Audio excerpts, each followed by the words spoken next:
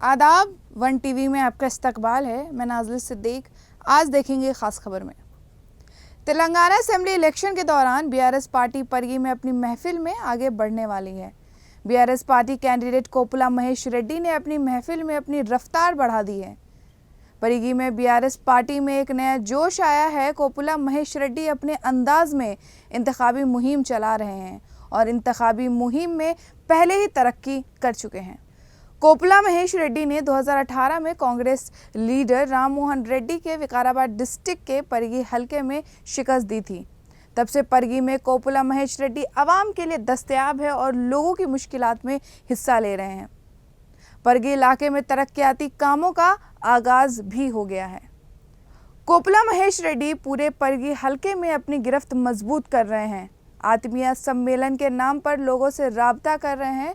वो गांव में अपने अंदाज से इंतखाबी मुहिम चला रहे हैं और वोटरों को अपनी तरफ मोड़ रहे हैं। कोपुला महेश रेड्डी परगी में इलेक्शन के दौरान गांव के बाकायदगी से दौरा कर रहे हैं और लोगों तक पहुंच रहे हैं। इसके साथ ही बीआरएस पार्टी मजीद पुरजोश हो गई है। कोपुला महेश रेड्डी भारी अख्तरियत से इलेक्शन जीतने के मंसूबे से आगे बढ़ रहे हैं। पार्टी कारकुनान को यकीन है कि बीआरएस पार्टी इस बार परगी में दोबारा इंतखाब में कामयाबी हासिल करेगी। बीआरएस उम्मीदवार कोपुला महेश रेड्डी ने परगी में जीत के मकसद से इंतखाबी शंख बजा दिया है। एक तरफ बीआरएस उम्मीदवार कोपुला महेश रेड्डी ने परगी हलके में इलेक्शन की महफिल शुरू कर दी है, जिसकी वजह से बीआरएस कारकुनान उनकी महफिल को लेकर ज़्यादा पुरजोश नज़र आ रहे हैं।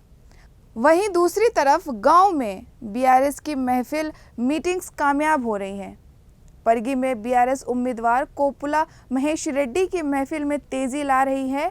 बीआरएस लीडर के एतमाद का इजहार कर रहे हैं कि वो इस बार ज़मीन पर वापस आएंगे और बीआरएस का परचम बुलंद करेंगे।